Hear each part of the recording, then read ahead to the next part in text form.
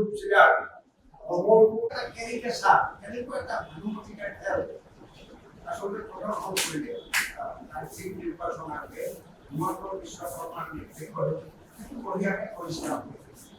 তো আমাৰ খুব দুখ লাগিছে যে এই যিটো পঞ্চায়তীৰাজ ব্যৱস্থা এই পঞ্চায়তীৰাজ ব্যৱস্থা আচলতে আমাৰ স্বাধীনতা আন্দোলনৰ যিগৰাকী গোটেই বিশ্বজনীন নেতা জাতিৰ পিতা হিচাপে চিহ্নিত মহাত্মা গান্ধী গান্ধীজীৰ আচলতে এয়া আছিল এক সপোন সমতাৰ বিকেন্দ্ৰীকৰণ অবিহনে গণতন্ত্ৰ অৰ্থহীন এই কথা গান্ধীয়ে বুজিছিল আৰু ভাৰতীয় পৰম্পৰাৰে তেওঁ এই কথাটো কৈছিল যে আচলতে তৃণমূললৈ ক্ষমতা যদি হস্তান্তৰ নহয় তেনেহ'লে সঁচা গণতন্ত্ৰ আচলতে আমাৰ দেশত প্ৰতিষ্ঠা হ'ব নোৱাৰে। তেখেতৰ নিজৰ ভাষাত ক'ব লাগিলে যে true democracy cannot be worked out by 20% sitting at the center. It has to be done from grassroots by people of every village. কেৱল এই আছিল শব্দ অৰ্থাৎ এই কেন্দ্ৰত বহি থকা 20জনমান মানুহে আচলতে সঁচা গণতন্ত্ৰ মানে এই কৰিব নোৱাৰে ৰূপায়ণ কৰিব নোৱাৰে। সঁচা গণতন্ত্ৰ ৰূপায়ণ হ'ব পাৰে একেবাৰে তৃণমূলৰ পৰা প্ৰতিখন গাঁৱৰ মানুহৰ অংশগ্ৰহণ আৰু সেই কথাটোৱেই আছিলে হোৱা উচিত কি কোনটো হোৱা উচিত।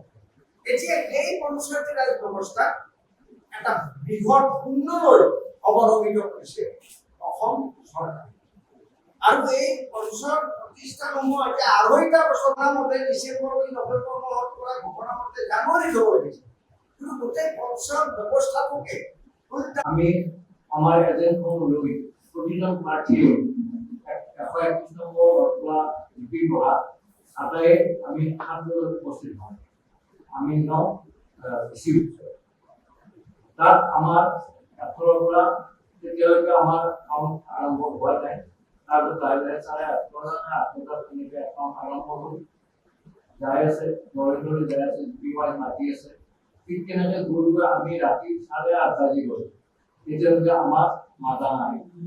যেতিয়া মাতা নাই ঘোষণা কৰা নাই ঘোষণা নকৰাত আমি পুলিচক অৱগত কৰিলোঁ য'ত মানে গেটত যিবিলাক থাকে তেখেতসকলক অৱগত কৰাৰ পিছত তেখেতসকলে ক'লে যে আমাক নিৰ্দেশ অহা নাই সেইকাৰণে আপোনাক অৱগত কৰা নাই আপোনাক বেয়া হ'ব। ঠিক সেইদৰে পুলিচে আমাক আকৌ কিছুৱে কথা দিয়ে। ঠিক তেনেকৈ আৰু কিছু আধা ঘণ্টাৰ পিছত আমি এটা নিউজ পালোঁ আমাৰ ইতিমধ্যে মাতক আৰু আমি গাঁও আমাৰ কাম কৰি থকাকৈ আমি গম পাওঁ। বুজি আপুনি কেনেকৈ কৈছে আপুনি ঠিক তেনেকৈ বেমাৰী থাকি নিদিলে আৰু এজন ব্যক্তি আছিল নাম আছে ইয়াতে আছিল তেওঁ খেলা কিনি দিলে। তাৰপিছত আমি অলপ সময় আকৌ ৰিকুৱেষ্ট কৰিলোঁ যে আমাক গাঁৱলৈ অনুমতি দিয়ক কাৰণ ২২টা আঞ্চলিকৰ পিছতে আমাৰ আঞ্চলিকটো দিয়াৰ কথা আছিল কিয় এতিয়ালৈকে দিয়া হোৱা নাই। তেতিয়া হঠাৎ কৈছে ঠিক আছে আপুনি ৰিকুৱেষ্ট কৰিছে আপোনাৰ ১০ মিনিটমান আগত মই আপোনাক ঘোষণা কৰি আছোঁ। ঠিক তেনেধৰণে ১০ মিনিটত নহওঁতে আমাক ঘোষণা কৰিছে মহকুমা আঞ্চলিকৰ প্ৰতিজন সদস্য আৰু প্ৰতিজন প্ৰাৰ্থী আৰু পাৰ্টি এগেইনষ্টে আপোনালোকৈ এজেণ্ট অহাৰ কাৰণে আহ্বান জনোৱা হয়। ঠিক সেইমতে আমি সোমাই যায় আমি য'ত আমাৰ কাম হৈছিল তালৈকে গ'লোঁ। যাই দেখা পাইছোঁ আমি আমাৰ বিজেপিৰ এজন কৰ্মী এজন নহয় কেইবাজনো কৰ্মী সেইকেইজন হ'ল মই নামবিলাক কৈ দিছোঁ। এজন হ'ল আমাৰ সভাপতি তেখেত কি সভাপতি আছিল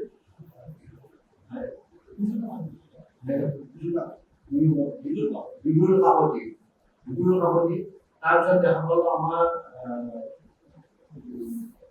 ৰমেশ শইকীয়া তাৰপিছত দেখা পালোঁ আমাৰ এজন এজেণ্ট আছিল এজন বিজেপিৰ কৰ্মী তেওঁ এজন কাউন্সিলৰৰ প্ৰাৰ্থীৰ এজেণ্ট আছিল তেওঁ দেখা পালোঁ আৰু দেখা পালোঁ আমাৰ বিজয়ী অৰ্থাৎ নিৰ্বাচন নহৈ জয়ী হোৱা এজন আমাৰ জিলা পৰিষদৰ প্ৰাৰ্থী সংখ্যা কৰিছে কম হৈ গৈছে গতিকে আপোনালোকে আপোনালোক জয় হোৱাৰ পিছত আমি ৰিজাল্ট দিছোঁ কিন্তু অসম্ভৱ কাৰণ আমি প্ৰাৰ্থী এজনো নাই এজনো নোহোৱাকৈ কেনেকৈ আপোনালোকক বাকচ কৰিলে কৈছে জিলা পৰিষদৰ লগত সোমাইছিল মোক মোৰ পাৱাৰ আছে গতিকে মই আপোনালোক সোমাবই নোৱাৰে এটা মিনিষ্টাৰো সোমাব নোৱাৰে ক'ব গ'লে বিনা পাৰ্মিশ্যন যদি আপুনি কেনেকৈ সোমাব সেইটো মই জানো মই কেনেকৈ কৈছোঁ মই জানো।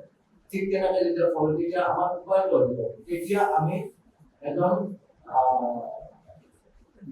দিয়েছে এসিস্ট্যান্ট কমিশনার বলে দেখে পরিচয় দিচ্ছে তেখেতক নকল স্যার আপনার সাইডে আপনার কিন্তু আমার কাছে উপায় আছে আমি এই বারে রাতে কিন্তু আপনার হয়ে গেল না আমাকে কিন্তু এতিয়া আমার এনেকুৱা অৱস্থা হৈছে কাগজ পোৱা গৈছে কিন্তু আমাৰ কোনো এজেণ্ট বা কোনো প্ৰাৰ্থী নাই গতিকে আমি কি কৰিম এতিয়া তেখেতে ক'লে যে মই এটা উপায় দিব পাৰোঁ আপোনাক বেছি মই বিচিচিআই এতিয়া নাম বিচাৰিলোঁ তেতিয়া বিচিচিআই নাম ফোন কৰিছোঁ এতিয়া ফোন কৰি ক'লে যে বিচিচিআই আউটত আছে আপোনালোকে নাপাব আপোনালোকে যদি বেছি লগ ধৰিব পাৰে মই লগ ধৰি দিম কিন্তু ঘটনা আপোনাৰ 4টা 3টা বজাত থাকিব লাগিব বা আমাক যিটো প্ৰৱেশ কৰিব নিদিয়ে তেতিয়া আমি কেনেকৈ আমি যিকোনো খবৰৰ বাবে যোগাযোগ কৰক 7099017330 লগতে 7099017110 নম্বৰত।